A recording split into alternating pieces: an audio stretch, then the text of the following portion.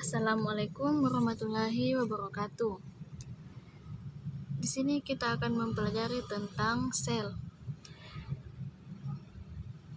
Tubuh kita atau tubuh manusia tersusun dari berbagai macam sel, bahkan mencapai triliunan macam sel.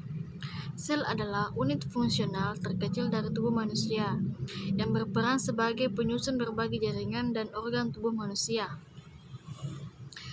Sel sendiri terdiri dari dua bagian utama, yaitu sitoplasma dan membran sel.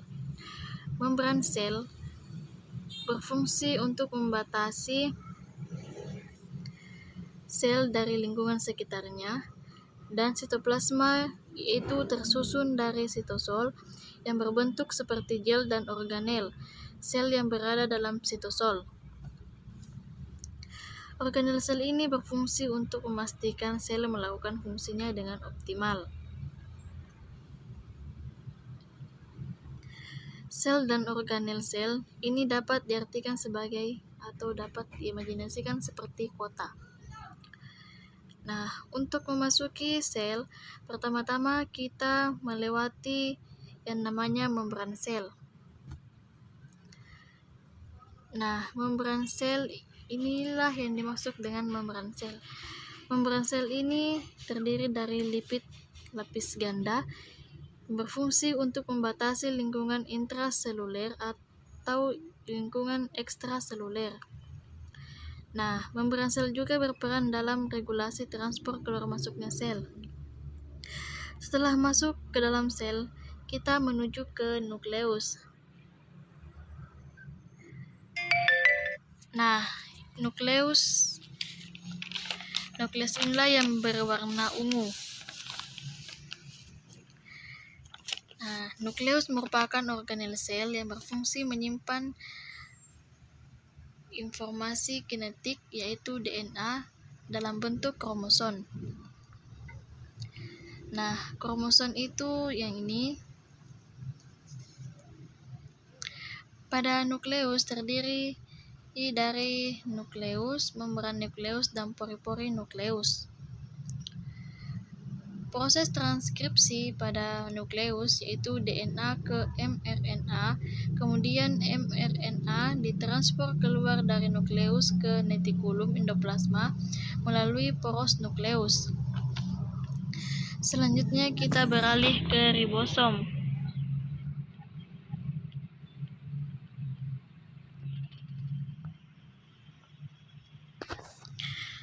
Pada ribosom itu berfungsi untuk memproduksi protein. Nah, pada ribosom bahan yang dipakai ribosom yaitu mRNA yang berasal dari nukleus. Ribosom akan menerjemahkan kode asam nukleus pada mRNA untuk menghasilkan asam amino yang akan diubah menjadi suatu protein.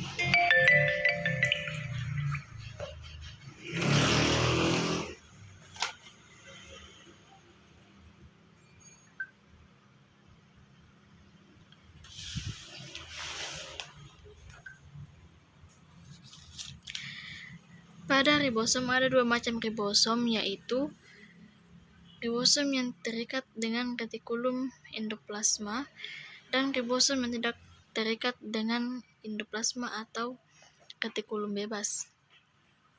Ribosom bebas.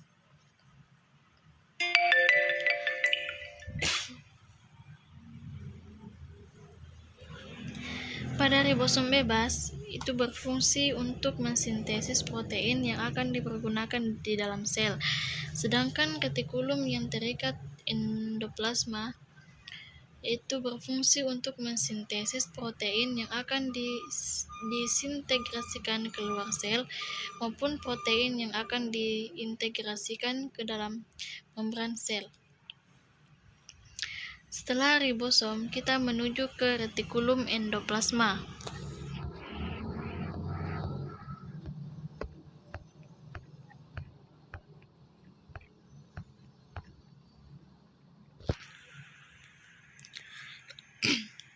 Pada retikulum endoplasma berfungsi untuk menerima protein yang diproduksi oleh ribosoma, kemudian melipat dan memodifikasi protein tersebut ke bentuk fungsionalnya, serta kemudian membungkus protein ke dalam vesikel untuk ditransfer ke aparatur Golgi. Retikulum endoplasma terdiri dari beberapa, yaitu retikulum endoplasma granulosum yang memiliki ribosoma yang berperan dalam pembentukan protein dan memodifikasi protein. Sedangkan retikulum endoplasma non-granulosum yaitu tidak memiliki ribosoma pada membrannya, di mana ia berperan dalam sintesis lipid, detoksifikasi, dan penyimpanan pelepasan ion kalsium. Selanjutnya kita beralih ke aparatur Golgi. Nah, pada aparatur Golgi, protein yang telah mengalami pelipatan pada retikulum endoplasma akan ditransfer ke aparatur Golgi. Aparatur Golgi ini terdiri dari cispasis dan transpesis.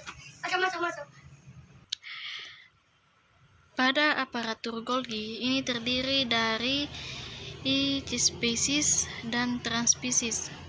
Pada cispasis itu berperan sebagai pintu masuknya sel dan transpesis itu tempat keluarnya partikel. Selanjutnya kita beralih ke lisosoma.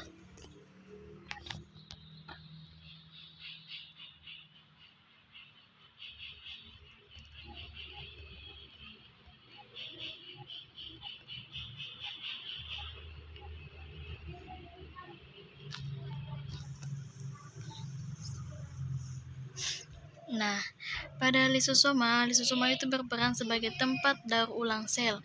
Organel sel ini mengandung enzim hidrolitik untuk mendegradasi berbagai molekul baik yang berasal dari dalam sel, seperti organel yang sudah tidak berfungsi, dan juga molekul ekstraseluler seperti bakteri dan karbohidrat. Pada lisosoma dapat kita lihat makrositus, yaitu sel yang berperan untuk mengeliminasi bakteri. Sel ini melakukan fungsinya dengan cara memakan bakteri dan membungkusnya ke dalam lisosoma. Hal itu disebut dengan akusoma. Selanjutnya kita beralih ke mikrotubulus. Pada mikrotubulus berperan sebagai jalur transportasi pengangkutan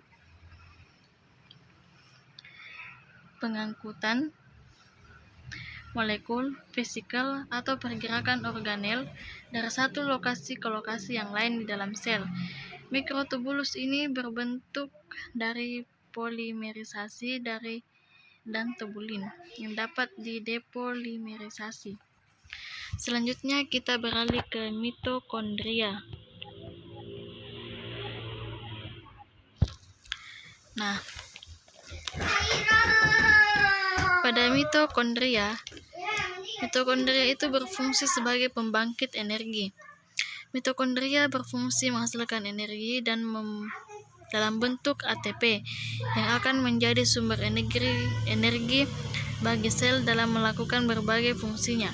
Mitokondria ini mempunyai dua membran, yaitu membran luar dan membran dalam.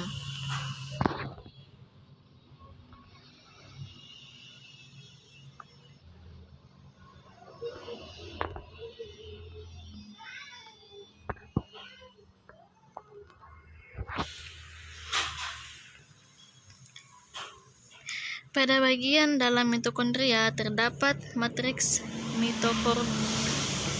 mitokondralis yang memiliki banyak enzim.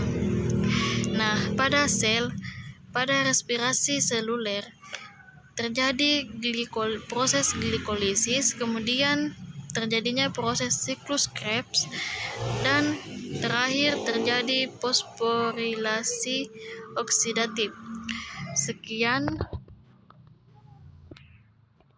yang dapat saya sampaikan tentang sel. Wassalamualaikum warahmatullahi wabarakatuh.